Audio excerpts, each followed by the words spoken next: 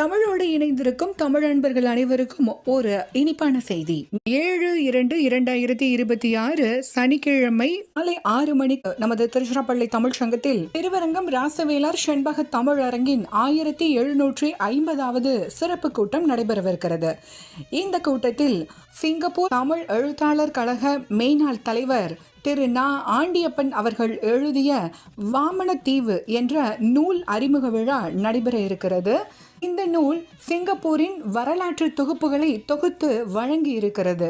இந்த நூலை வெளியிடக்கூடிய திரு நா. ஆண்டியப்பன் அவர்களுக்கு திருவரங்கம் ராசவேலார் செண்பக தமிழ் அரங்கு சிங்கை எழுத்து சிற்பி என்ற விருதும் பாராட்டும் வழங்கி மகிழ்கிறது.